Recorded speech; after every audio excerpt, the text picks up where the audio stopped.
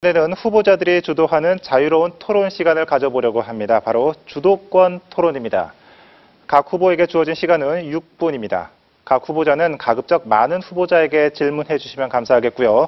또한 질문과 답변은 가급적 1분 이내에서 해주시면 되겠습니다.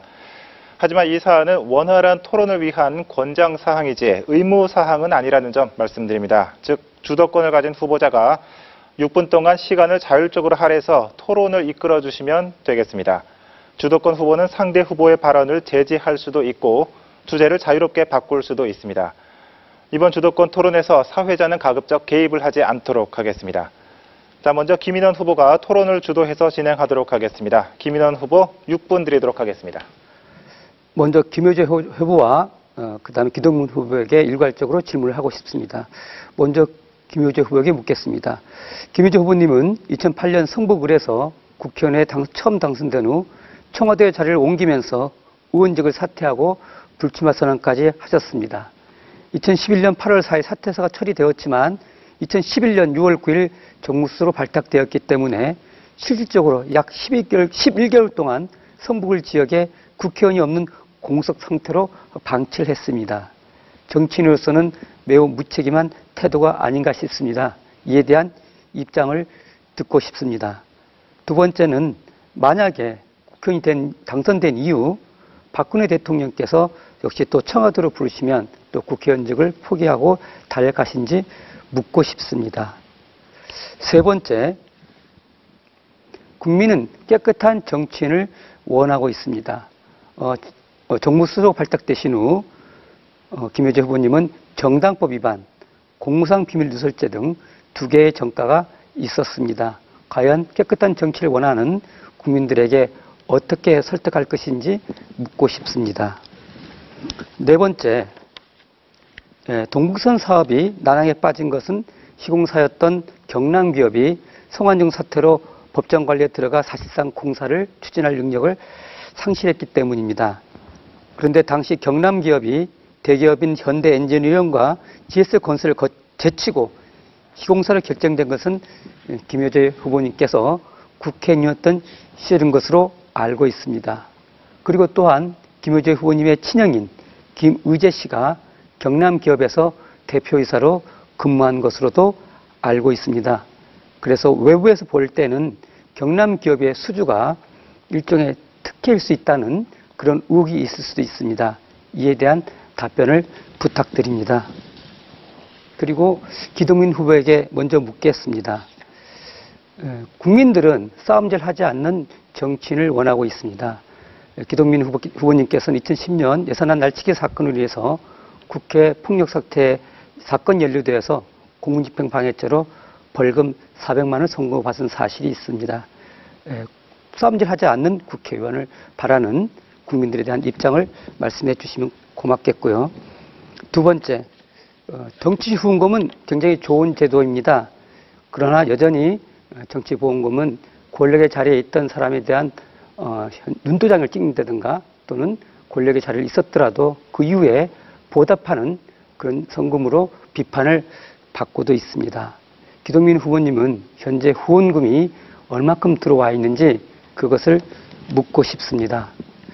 세 번째, 더불어민주당으로 있던 이경혜 후보의 그 말에 의하면 기동민 후보의 여론조사에서 앞섰었는데 당에서 오히려 박원순 시장의 측근이란 이유로 기동민 후보에게 특혜 공천을 주었다고 하는데 그에 대한 사실을 말씀해 주셨으면 합니다. 그리고 네 번째, 기동민 후보님께서는 국민의당 김인원 후보 저와 박창한 후보님에게 공개적으로 야권 연대를 하라고 주장하셨습니다. 그렇게 자력으로 당선되는 것이 자신이 없어서 야권 연대를 주장한 것인지 그에 대한 답변을 듣고 싶습니다. 먼저 김효재 후보께서 말씀해 주시면. 네, 맞습니다. 김인원 후보 말씀대로 2008년에 성북을구의 제18대 국회의원으로 당선이 되었는데 청와대의 부름을 받고 정무수석으로 갔습니다. 11개월 동안 지역구 국회의원의 공석이 있었습니다. 이 문제는 지역구 국민들에게 제가 여러 차례 말씀드린 것처럼 잘못된 일입니다. 죄송합니다. 또 갈 것인지에 관한 질문을 하셨는데요. 아마 부르시지도 않겠지만 이번엔 가지 않겠습니다. 결단코 가지 않습니다. 그리고 제 2건의 유죄 판결에 관해서는 개인적인 치부를 한 것이 아니고 당과 정부의 일을 하다가 불가하게 실수를 한 문제입니다. 법의 판결을 존중했고 그 판결에 따라서 확정이 되었습니다. 따라서 그리고 그 이후에 사면 복권되어서 제 공직 생활에는 아무런 지장이 없는 상태임을 말씀을 드리겠습니다. 그리고 이 경남기업과 저희 그 둘째 형의 문제는 그 사실입니다. 저희 둘째 형이 경남기업의 회장으로 재직하고 있었습니다. 그런데 제가 제 둘째 형과 함께 이런 큰 사업을 유치할 정도로 큰 힘이 있었던 사람도 아니고 그런 문제와 저와는 전혀 무관합니다. 형은 형이고 저는 저입니다. 오직하면은 성한종 회장이 자살하기 전날 나는 MB맨이 아니다 라고 말하면서 그 자살을 했겠습니까? 이 정도로 답변이 되었는지 모르겠습니다. 네, 감사합니다. 먼저 김인원 후보께서 4가지 질문을 주신 것에 대해 간략하게 답변드리겠습니다.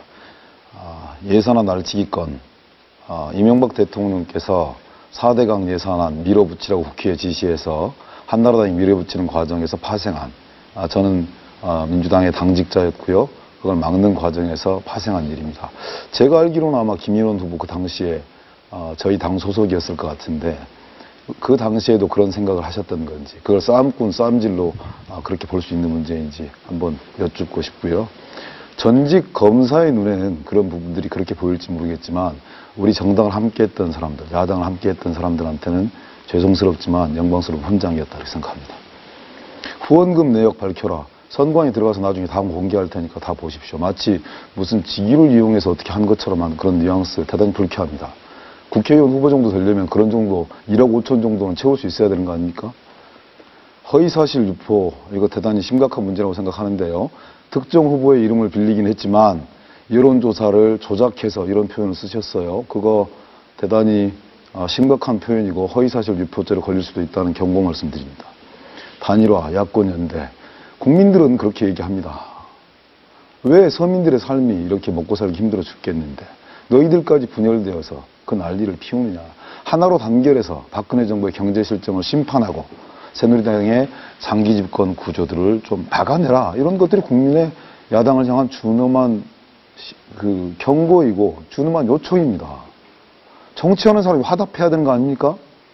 3당 만든다고 양당 기득권 체제 깨겠다고 새누리당의 장기 집권 체제, 저성장의 구조하고 불보듯 뻔한 이런 체제들을 용인하시겠다고요? 그것이 정당하는 사람들의 자세입니까? 저는 납득하고 인정할 수 없습니다. 그렇기 때문에 저는 야권 단일화 후보 연대를 제안을 했던 겁니다. 공개적으로 부인하셨기 때문에 더 이상 미련 없습니다. 마지막까지 기대하려고 노력했지만 그것을 혼자 당선될 자신이 없기 때문에 그렇게 표현하시는 대단히 과하다.